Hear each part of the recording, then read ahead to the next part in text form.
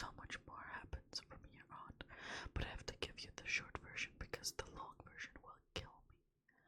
I barely have anything left in me to finish the story, but what comes next is true horror of the SLE. It's what I've been afraid to tell, so I just have to tell it the best I can. Me and Ty were in the hole, terrified by the events of that night. We stayed awake until the dimness of the jungle's daylight returned on the surface. It was still pitch black inside our hole, but at least from the dim circular light above us, we knew the horrors of the night had probably disappeared. Like I said, the two of us did manage to get out of the hole, but we didn't escape from it. We were rescued. From out of nowhere, a long rope made of vines was thrown down into the hole. We yell out to whoever threw it down, and a voice shouts back at us in an English-speaking voice. We get out of the hole, and what we see are two middle-aged white men with thick mustaches and dressed like jungle explorers from the 1800s. But they weren't alone. With them were around 20 African men, dressed only in dark blue trousers and holding spears and arrows. The two white men introduced themselves to us. Their names were Jacob, an American from the southern states, and Reuben, a Belgian. Although I was at first relieved to be seeing white faces again, I then noticed their strange expressions. Something about these men scared me. They smiled at me with the most unnerving grins, and their voices were so old-fashioned I could barely understand them. There was something about their eyes that was dark, incredibly dark, and the African men with them, they were expressionless. They barely blinked and made any kind of gesture, like they were in some kind of trance. The American man, Jacob, he gets up close and is just staring at me like he was amazed by my appearance. I didn't want to look at him, but I couldn't help but feel pulled into his gaze. Looking into the man's eyes, I couldn't help but feel terrified, and I didn't even know why.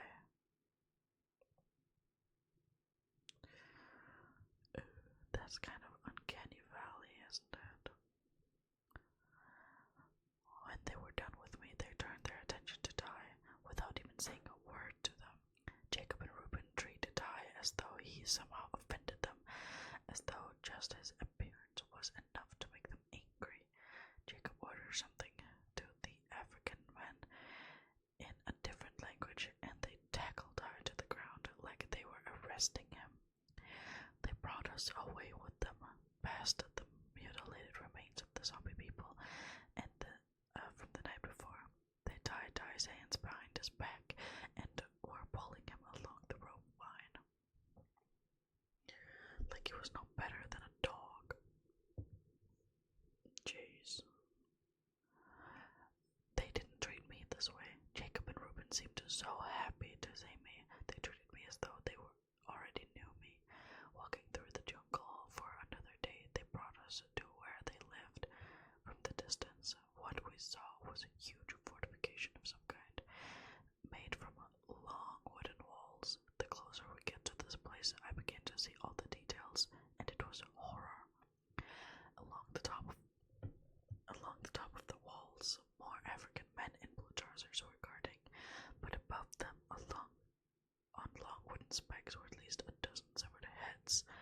Worse than this, right outside the walls of the fort were 5 wooden crosses, but on them, inside them, were decaying, rotting corpses.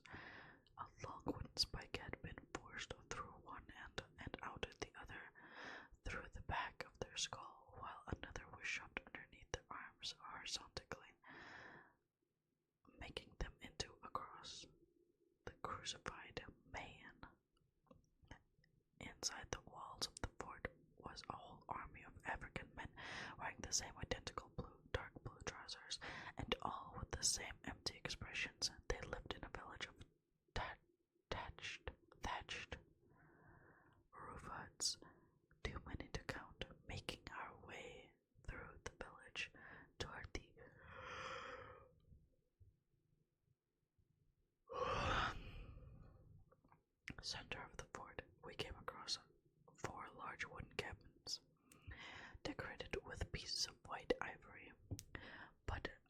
saw something that was remotely familiar. Outside the wooden cabins, in a sort of courtyard, was a familiar face.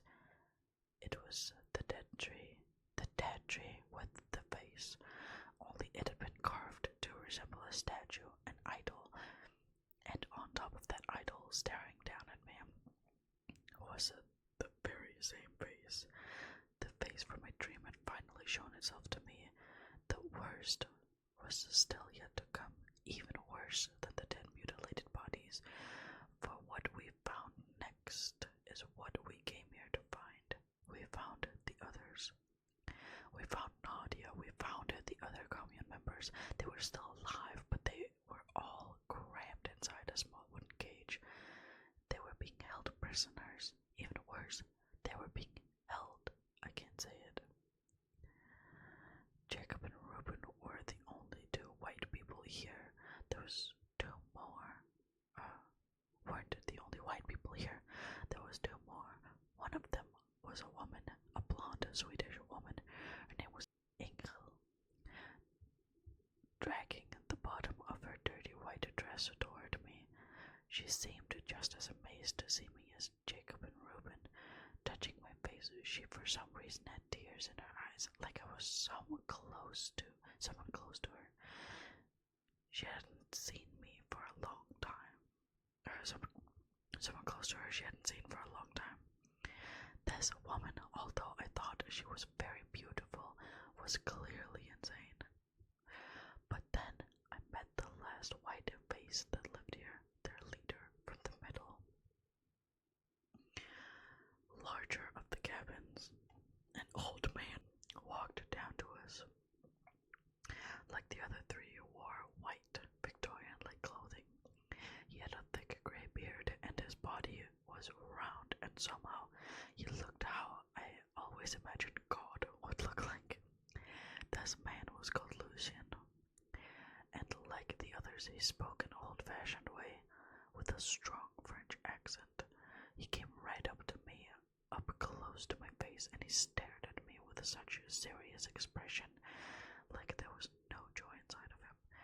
But from his serious gaze, I saw he had the clearest blue eyes, and then I realized his eyes were very much like my own, staring through me for a good while, like the piercing look on his face quickly turned to joy. Uttering some words in French, Lucien pulled me into him and started hugging me as tight as he could. His arms around me were so strong, and even though he was clearly happy to see me, whoever I was to him, he was squeezing me like he was intentionally trying to hurt me. I was so confused as to who these white people were, who seemed like they came from 100 years ago, even though they terrified me to my core. I knew they were the ones to give me the answers I'd been looking for.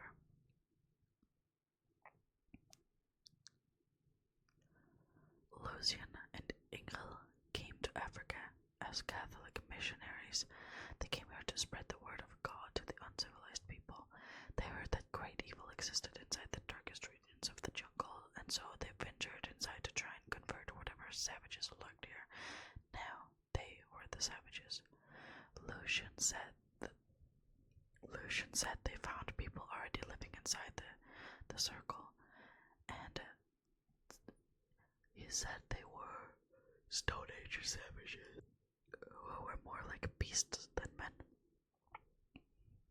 Jacob and Reuben's army went to war with them and killed them all. They took their kingdom for themselves and made it their own. They chose Lucien as their leader and worshipped the Undying Circle as their new god, the god who'd allow them to live forever in this jungle. They were kings, and they could do whatever they wanted. But they still weren't alone in this jungle. Whoever lived here before, the ones who survived Lucien's army, they formed themselves into a new kingdom, a new tribe. Lucien's army had killed all the men, but some of the women survived. They were a tribe of women.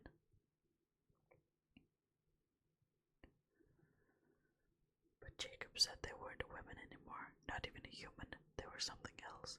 Like them, they worshipped the circle as a god, but believed it was female. Whatever it was they worshipped, Jacob said it turned them into some sort of creatures who painted their skin red, head to toe, in the blood of their enemies. They were extremely tall, with long, stretched-out limbs, and even had sharp teeth and talons. Jacob said they were cannibals who ate the flesh of men. This all sounded like racist bullshit to me, but in the assembly, the undying circle, it seemed every nightmare was possible.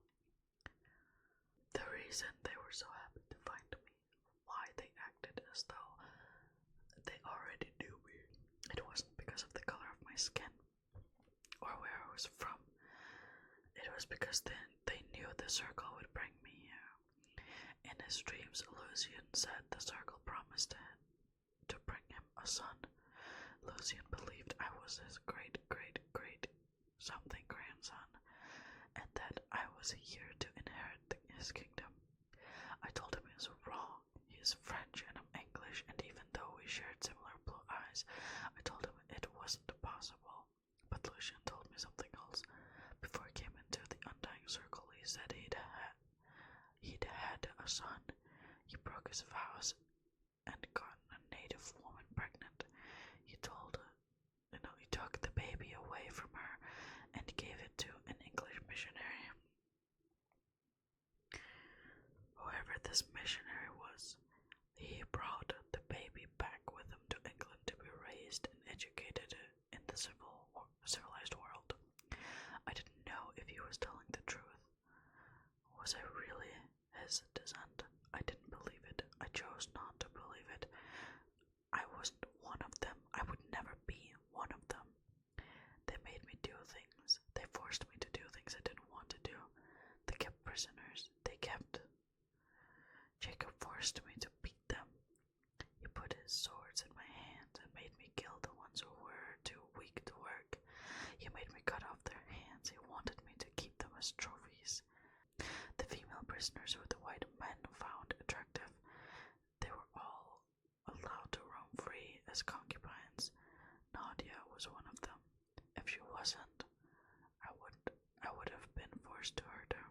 And even after everything she put me through, cheating on me, lying to me, tricking me into coming into this place I never should have come to, I couldn't do it.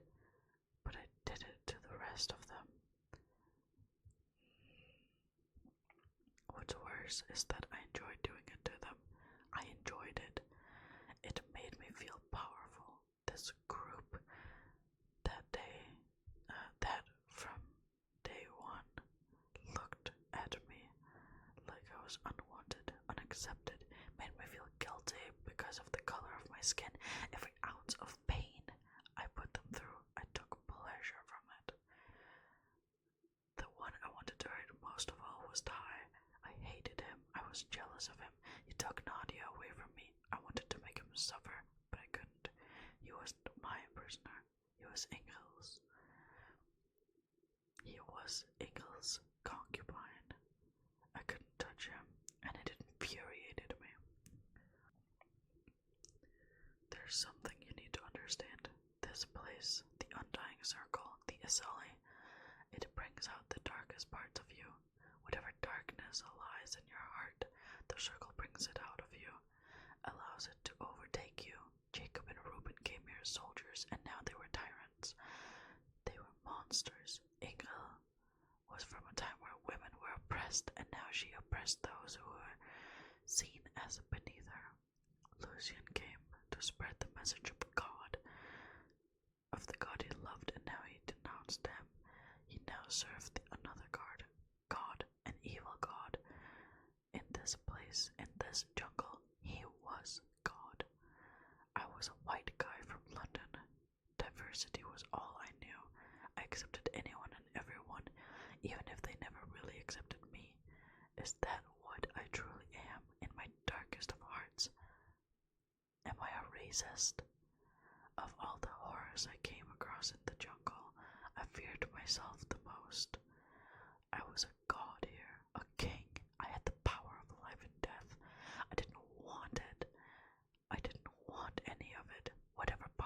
was still good. I called upon it. The man I was before, he wasn't here anymore. He lived on the other side of the asylum. Beth and Chantal were dead. They died of weakness. The last I saw of them, they were just skin and bones. As long as Nadia was a concubine, at least she was being fed. As for Moses and Jerome, two young, strong African men, they became soldiers in Jacob and Reuben's army. The things they did was almost as bad as me. Like me, the circle preyed on their darkness. But they didn't want to be soldiers. They didn't want to be followers. They wanted to be free. They escaped the fortress and took their chances in the jungle. It didn't take long for Jacob and Reuben to find them. They already killed Jerome. They put his head on top of a wall with the others, but they gave Moses to me. They made me cut off his hands while he was still alive. I could hear Nadia screaming at me to stop, but I kept on beating him until he wasn't screaming anymore. Moses loved God. He loved Jesus Christ, and even though he begged them in his final moments, no one was there. Moses looked for God in his final moments, but he didn't find him. I looked for that part of me that was supposed to be good, and once knew love and kindness. Every night I woke only to see the darkness and the small of death. But one night, through the surrounding black void of my cabin, I found him. I saw him through the darkness. He told me what I needed to do, why I came here in the first place. That night, I went out of my cabin. The fort was quiet, empty, but the torches were still lit all around. Ty was in the courtyard, tied to a wooden pole by his neck. I held out my knife to him. I wanted him to know that I had the power to kill him, but instead I was going to cut him free, even though he had no reason to. I needed him to trust me. I told him we needed to save Nadia, and then the three of us were getting out of this place, that we'd take our chances in the jungle. Ty was expressionless. The circles of darkness had clearly gotten to him.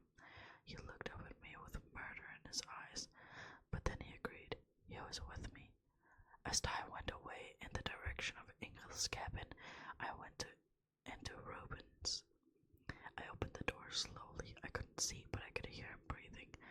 I put my hand over the sound coming from his mouth, and with the knife I pressed it into his neck. I heard him react under my hand, and I pressed down even harder. I heard the blood gurgling inside his mouth and felt his nails scrape deep into my skin. But now Reuben was dead. I killed him while he slept, and in his final moments, he didn't even know why. I leave Reuben's cabin and I make my way towards Jacob's. I found Ty there waiting for me. I asked him if he did it, and he looked at me blankly and said, "I strangled her." The way Ty looked at me, I was afraid of him. I now knew what he was capable of, but I needed him. We went inside Jacob's cabin. He was still sleeping with Nadia next to him. Nadia saw us through the glow of the outside torches, and we gestured to her to be quiet. By the bedside was Jacob's sword, the same one he'd made me use to do my killings. I took it, standing over Jacob. Ty looked at me, waiting for me to give the signal. As I raised Jacob's sword, Ty quickly put his hands over Jacob's mouth, and I saw Jacob's eyes open wide, looking up to Ty. He then instantly looked at me, seeing I was holding his own sword over him. I struck it deep into his belly as hard as I could. I saw his eyes scrunch up as Ty kept his groans inside. I took out the blade and I kept on stabbing him, covering me and Ty in Jacob's own blood. Jacob tried grabbing the sword, but it only sliced through his hands. By the time he was dead, his hands were still holding the blade. Having killed Jacob, the three of us left out the cabin. The fort was still quiet, and no one had heard our actions. We knew we couldn't just leave the fort soldiers were still guarding the front entrance. We knew we had to create a distraction, and so we took one of the fire torches, and we set Ingrid's and Jacob's cabins on fire. We hid in the darkest parts of the fort until the fire was so large it woke up Lucian and all of Jacob's soldiers. It seemed everyone had gathered around the burning cabin to try and put out the flames, and as they tried, we made our escape. The entrance was unguarded, and so we ran outside the fort and into the darkness of the jungle. We journeyed through the circle's jungle for days, unsure where it was we were even going. We knew we could never escape, but taking our chances out in the jungle was better than the hell that existed inside there. I feared that we'd run into what we'd find. I feared what Lucian and his army would be coming after us. I feared the predatory monsters we'd only seen glimpses of, and I feared that Jacob was telling the truth and there was some tribe of men-eating creatures who could be stalking us. But just like when we first entered the jungle, we saw nothing. Again, we were trapped among the same identical trees and vegetation before the circle. The assembly just seemed as though it spat us back out. We were free. We found our way out of the place. We were still in the jungle, the real jungle, but whatever dangers the Congo had, it was nothing compared to the horrors in there. We found our way back to the river, back down to Kinshasa, and eventually we found our way home. What about Angela? We never told the truth about what happened to us. We said we got lost, that the others had died of disease or hunger. It was easy for them to believe because the truth wasn't. It was easy for them to believe because the truth wasn't. I went back to London and Nadia went home to her family. I tried to get in touch with her, but I couldn't. She ignored my texts, my calls. She no longer wanted anything to do with me. To this day, I don't even know where she is. If she went back to the States to be with Ty. For the past 3 years, I've felt completely alone. I've had to live with what I've been through alone. But it's what I deserve. The Acelia turned me into a monster, a murderer. It almost seemed like just a bad dream. That it wasn't really me that committed all those things, but it was. If you're wondering how it was we got out of that place, I think the Acelia allowed us to leave, like it wanted us to. Whatever the Acelia was, it was evil. It had worshippers, followers. It was basically a religion. Maybe it wanted us to tell the world what we'd seen and been through. Maybe it wanted more people to come here and bow to its will. Maybe I'm doing more damage than good by admitting its existence. We never found out what happened to Angela. I don't even know if she's still alive. Maybe she's still out there somewhere, surviving. What if the tribe of women had found her? What if they weren't the monsters Jacob said they were? That they were just survivors who fought against the Lucian's tyranny. Against Lucian's tyranny. Angela was a warrior. She knew how to survive. I'd almost like to think she became one of them. If she never escaped the assembly like we did, I'd like to think that's the best fate she could have had. I did my research and tried to find whatever I could to explain what the assembly really is. I only came up with one answer. It's the center of evil. Evil leaks out of this place, slowly infected the farthest corners of the world. The Conqueror's always been at war with itself, and anyone who gets there turns into the very same evil. The first white men who came to the Congo, they didn't bring peace. They didn't bring civilization. They murdered millions. They collected severed hands and traded them like currency.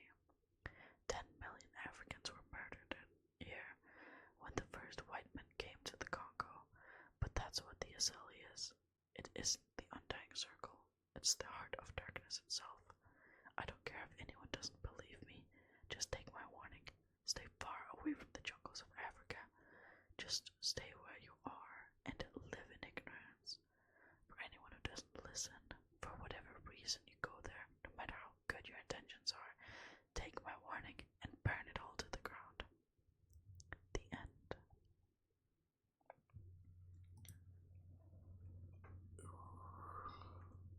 Okay.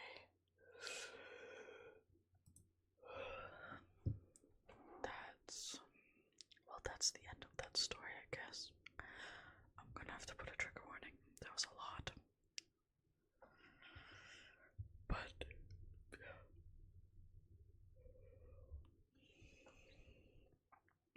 so I don't know if I'm gonna continue doing spooky Sundays. People don't seem to be enjoying them. Nobody seems to be watching them. Maybe. Let me know if you still want them. Even if it's just one or two people, I'll still do it. But right now it seems like nobody does. So if nobody comments that